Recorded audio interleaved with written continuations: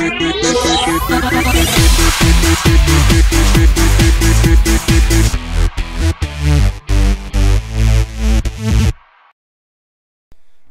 guys, here we are again, part 3 of walls. This is my take 2 of this video as the first file has been corrupt, so let's go ahead and see if we can do this again and hopefully come out to be a better result than last time. Well, anyway, there's lots to see. There are 18 walls to showcase, so I hope you guys enjoy, and then we'll be able to get some ideas through this. Alright, so first of all is wall number 23, and it goes to 40, so there's quite a few to see. So anyway, this is a house design. As you can see, it's it's more of a livable wall, like you can live in here. And I made it purposeful that there's a bed up here for like maybe guards to sleep, and then a little fireplace for them to eat their fish and stuff and all that good stuff. So yeah, it's very functional, and it's fairly neat. I mean, obviously it looks like a house right now, but if you surround a city in it and put some towers in it, it'll look like a wall. It'll look pretty nice. So that is wall number 23. Now we're going to wall number 24, which is one of my favorite walls. It is based off the Port Haven roof. And if you guys don't know what Port Haven is, it is my first build it's my first videos for on YouTube. If you guys want to see that, go down the list and you will find that. Wall number 24, and I love the dark oak and the oak design. It's very nice. I love this. And then it has nice little guard area for them to congregate, and maybe there's some tables in here and stuff like that, some food, weapons, etc. And then like little covered areas to walk down the wall. So yeah, that's pretty nice. I like that wall. And so that is wall number 24. Alright, so now we're at wall number 25. Wall number 25 is a rather neat design. I do enjoy this wall quite a bit. The best part about it is I love these fortifications. It has the hoppers and the ender eggs. The ender eggs and then they combined make a really cool little texture, a really cool little fortification to shoot through and all that good stuff. It's really neat. I enjoy that a lot. And it has like a domed roof and the blue and gray whatchamacallits, the clay that looks really nice up there. So I really like this one. So this is wall number 25. So yeah, I hope you guys enjoy that a lot. There's lots of, especially this idea. You guys definitely should use that more often. And so this is a house wall design. So say if wall number 26. So say if the city is running out of room, say inside the city limits. All right, so they have a big wall. So now let's go ahead and build on the walls. And so that's what this is for. And they have the houses up on top of here. And now obviously, you don't need this type of design. What I'm just doing here is I'm giving you the idea that you can build a house wall like this. And there's lots of like little areas to explore in here and lots of little things to do. So yeah, just walk around and enjoy, and you can see lots of cool stuff in here. So, and then this over here, this is actually wall number 27. Wall number 27 is based off a swamp theme. As you can see, the roof is cluttered in brown clay and green clays, obviously, and then some grass and dirt.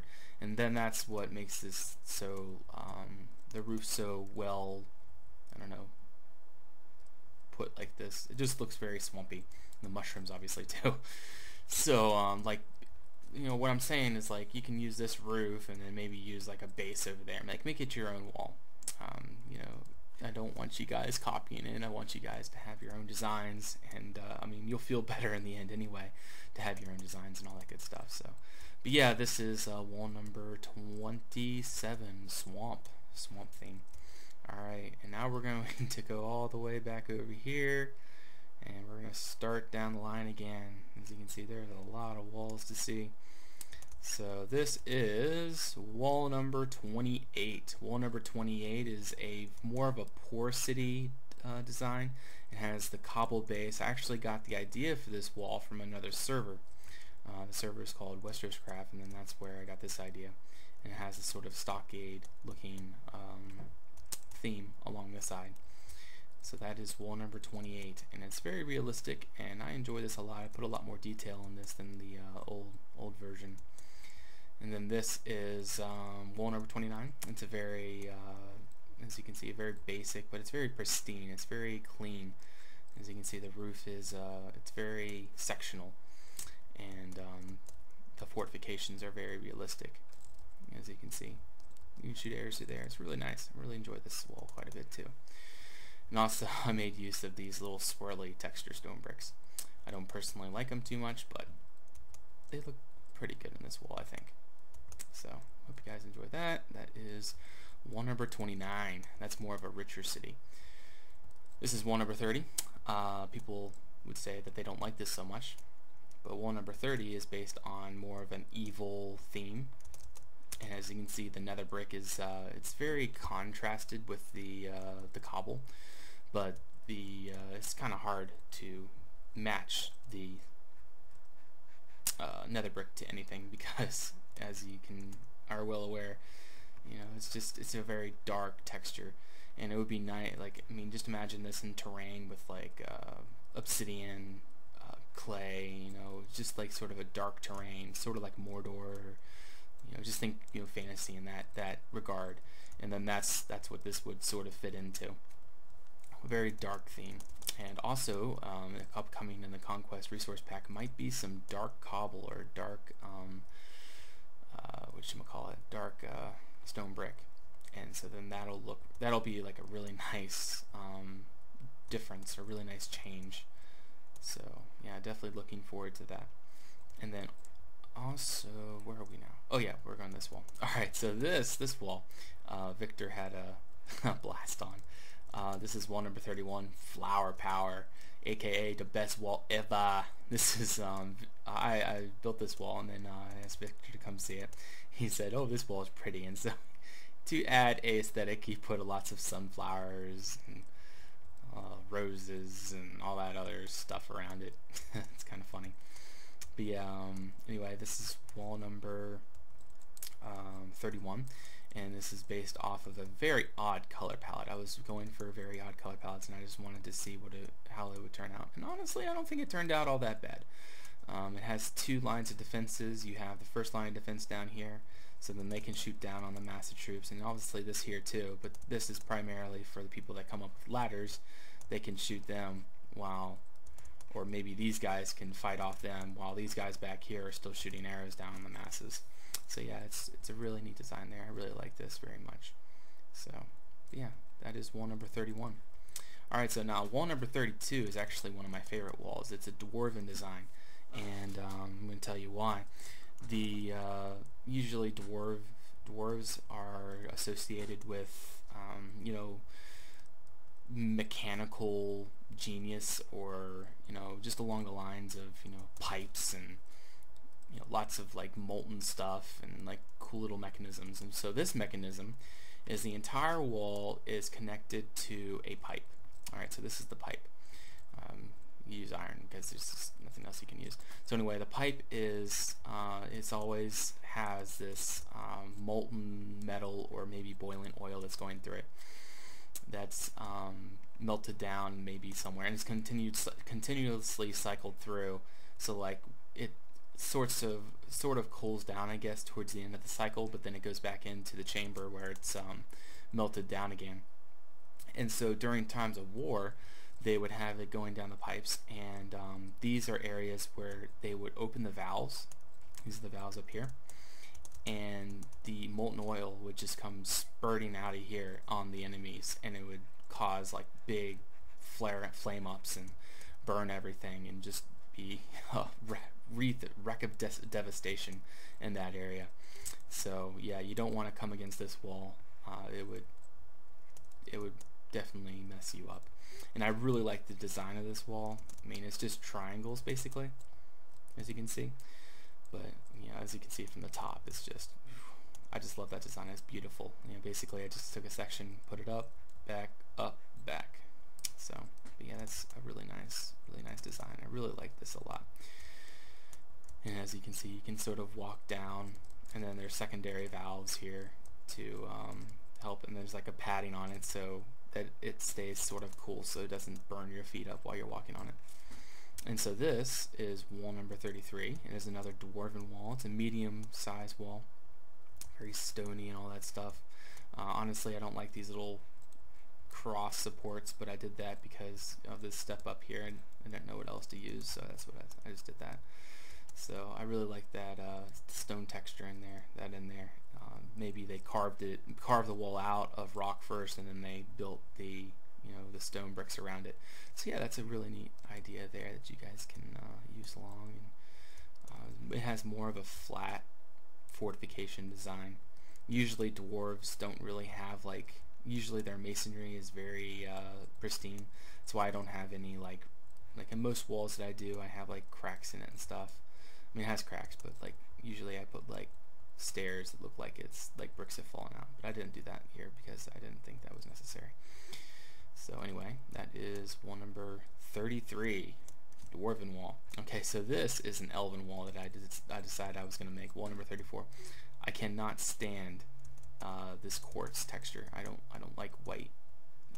Maybe one day we can get Monster to tone down the white a little bit, make it more rustic looking or something. I don't know.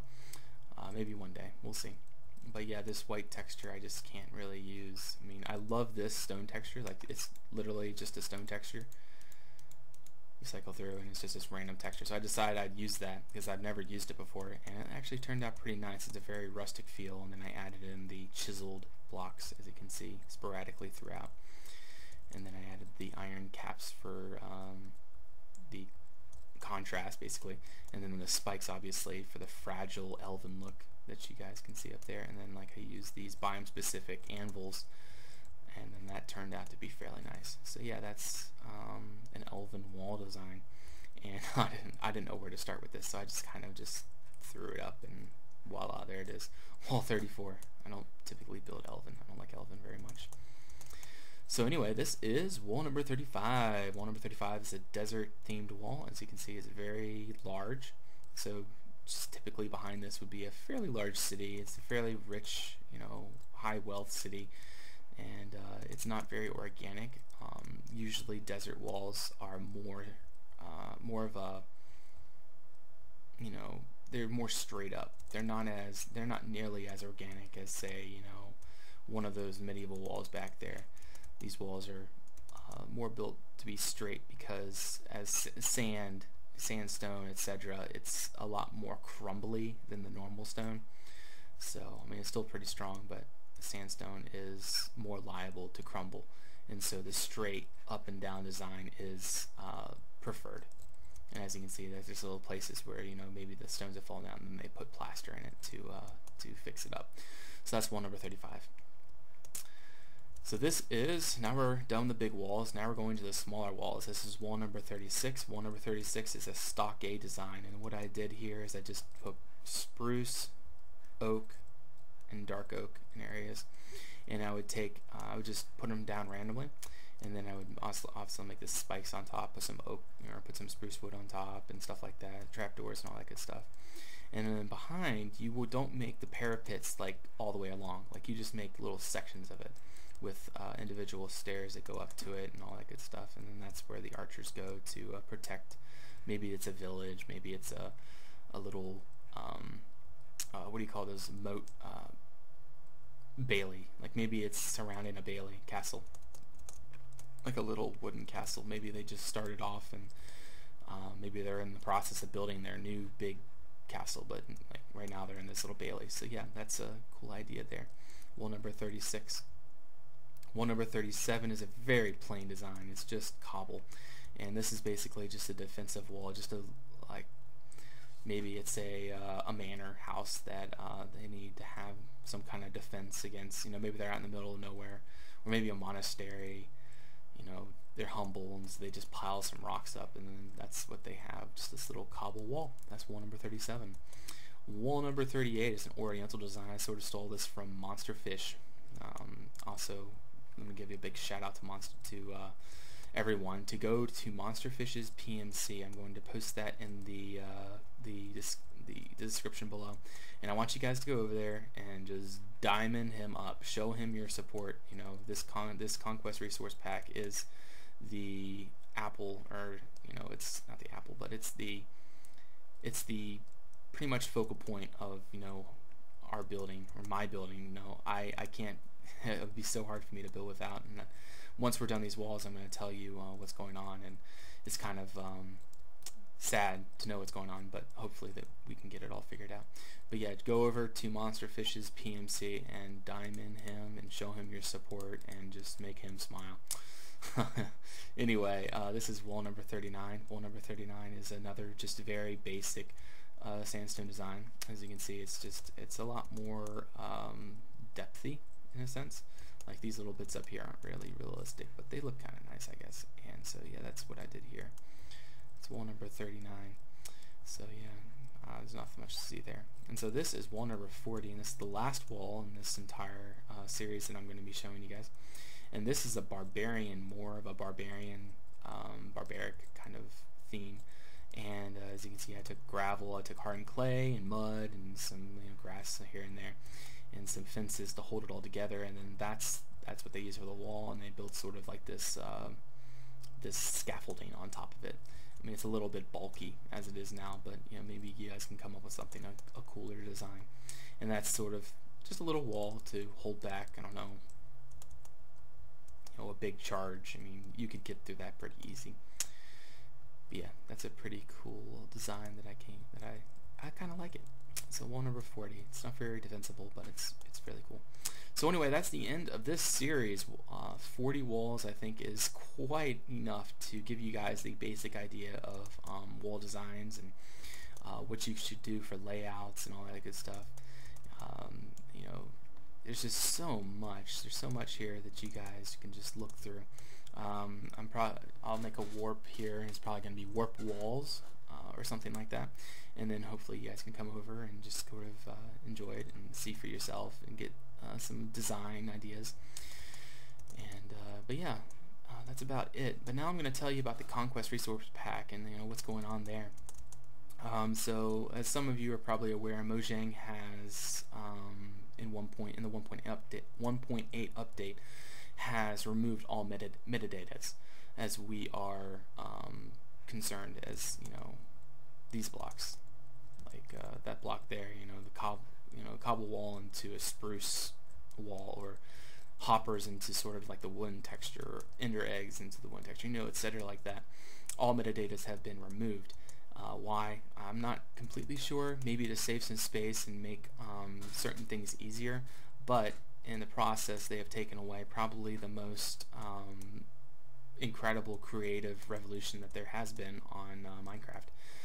And so it's caused a lot of problems, as you can imagine, and so it's possible that all of that we have done, it will go to will just be trash by the 1.8 update. It's just causing us a lot of problems, as you can imagine, and it's probably scaring you guys pretty much too.